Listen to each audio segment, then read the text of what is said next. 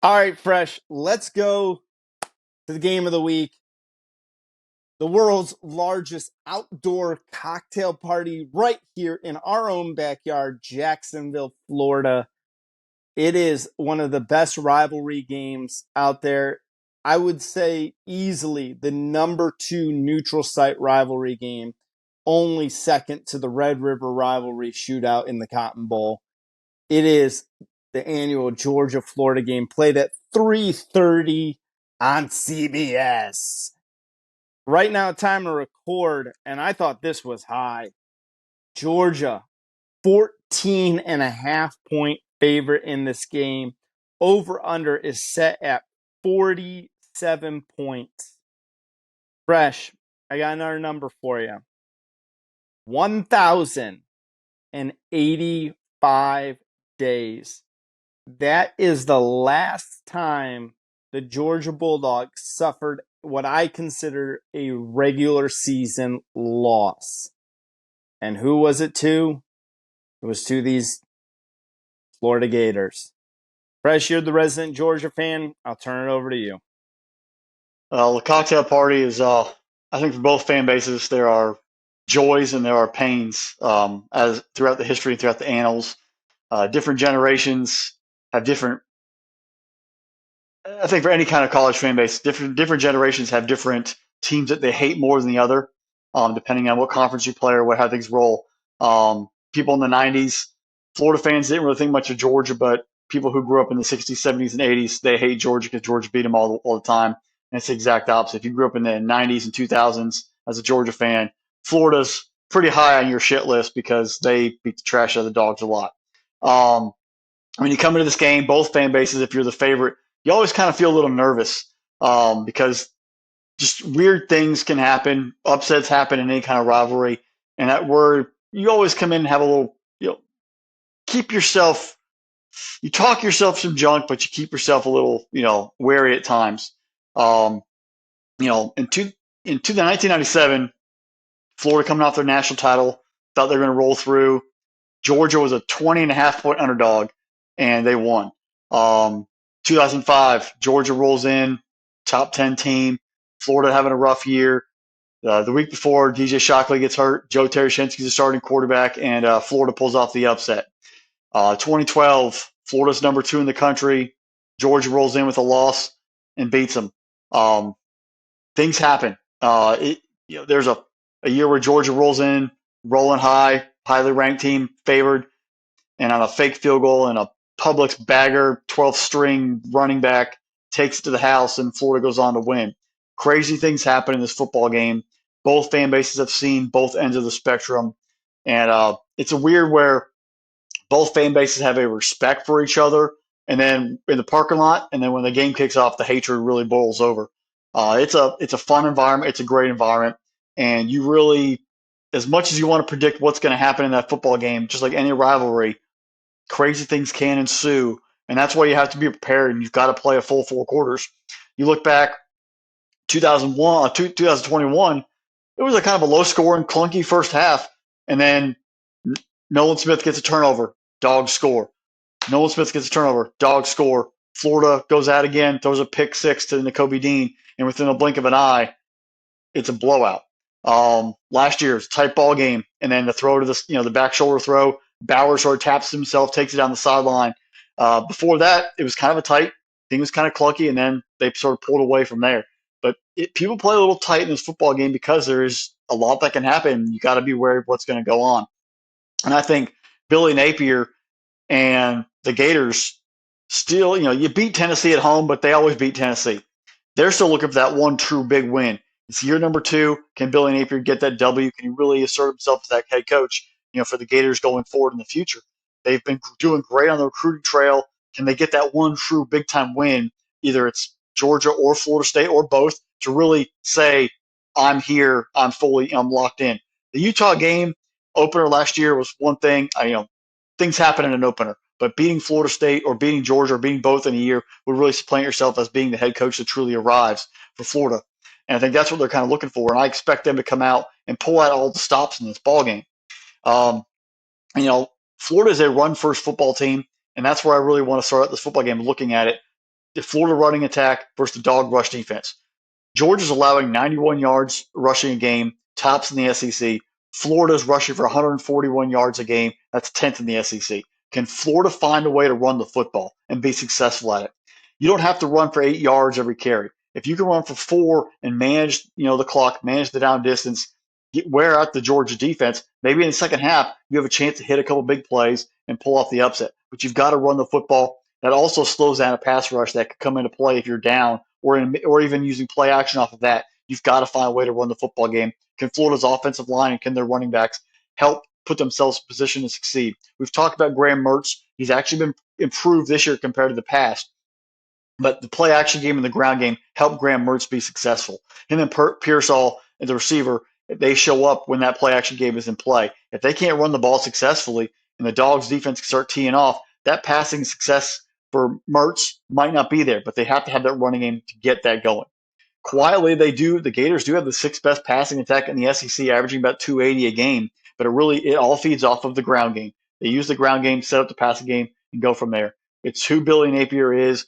He wants to own the line of scrimmage, wants to run the football, and build a passing game off of that. And all those things work in succession together. Everyone thought Georgia's offense was going to take a major turn down this year. Stetson Bennett, all the guys getting drafted, so on and so forth. They're number 2 in total yards in the SEC, and the second best passing in regards to passing yards per game in the SEC, and they're third nationally in total yards per game, and they have the 5th best passing attack.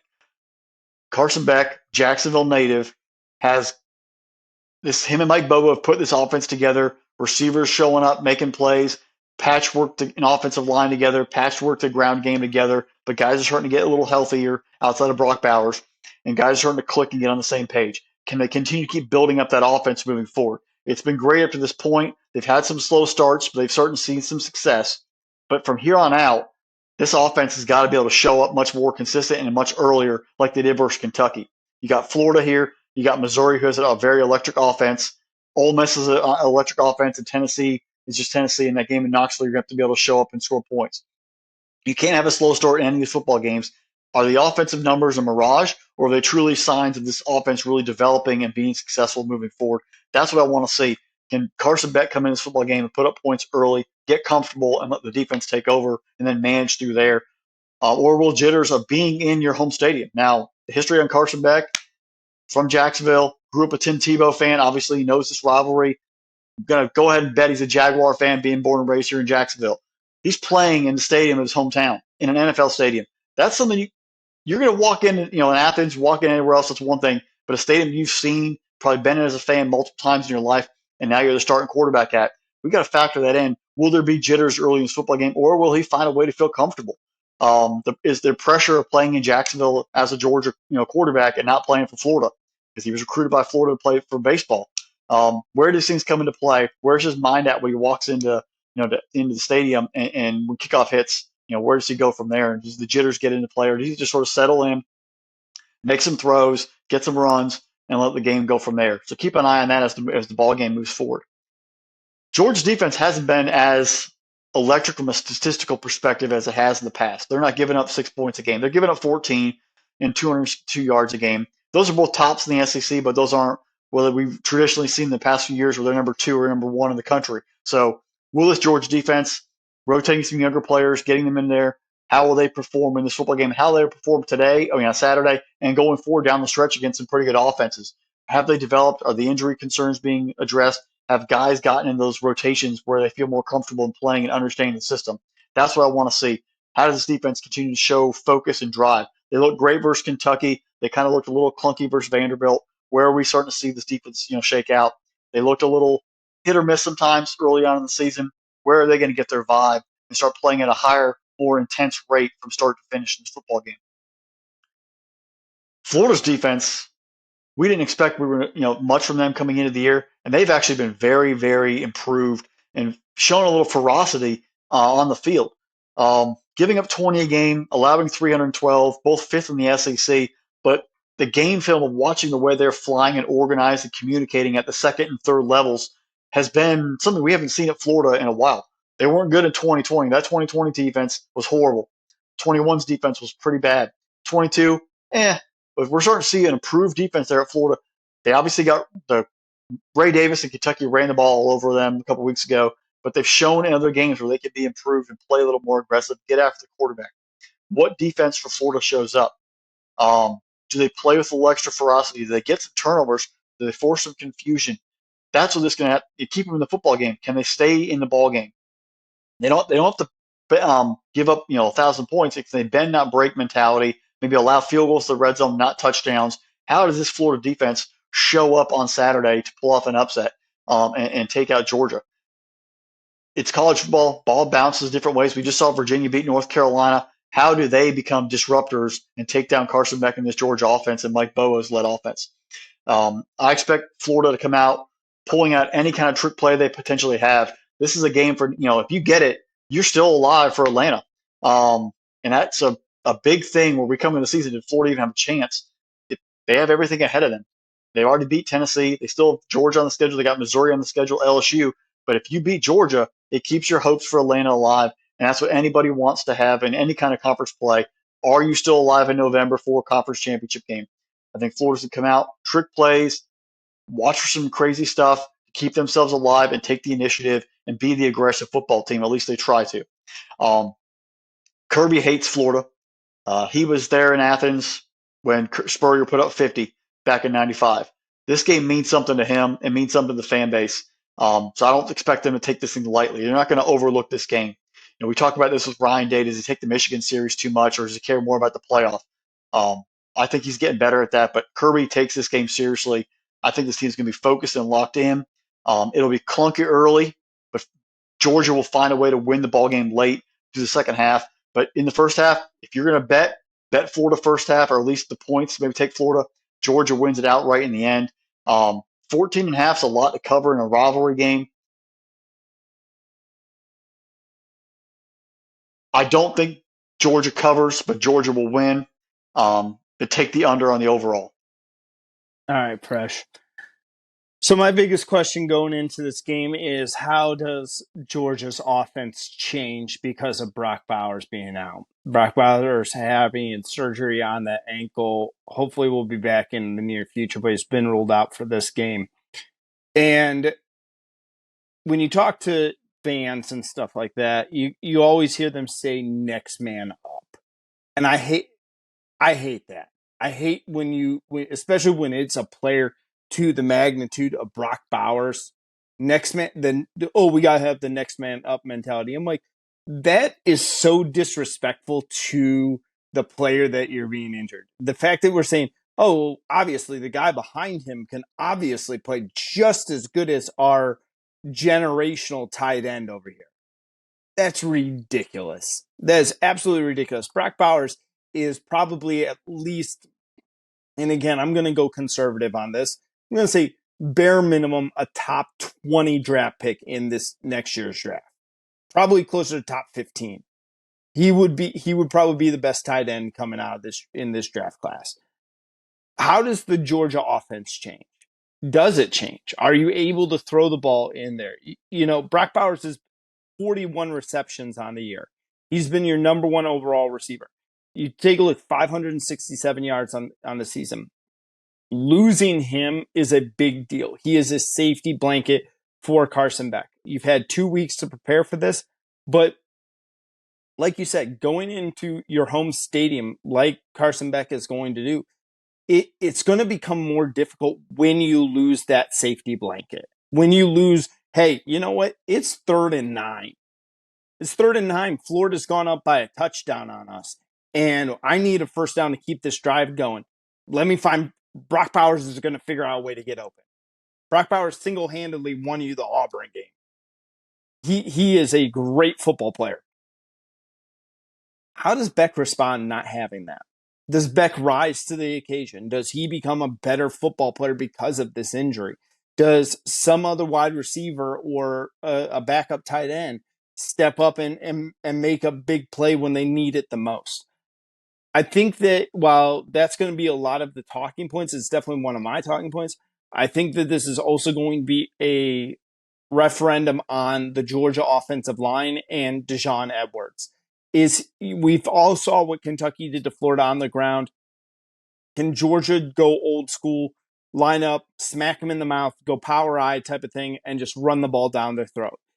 If Edwards can get moving, can get going in this game, I think it's going to be a quick day for the Dogs, and we'll really kind of move along pretty quickly in this one. For Florida, I get you fresh, and I think that you're right. Kirby Smart takes this game very seriously. He probably does not think very highly of the Gators. Billy Napier needs this win. He needs this win. And we can talk all about like Napier's Florida's 5-2.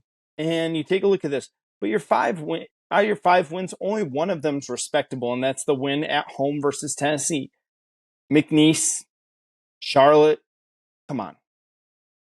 Vandy, South Carolina, and barely being South Carolina.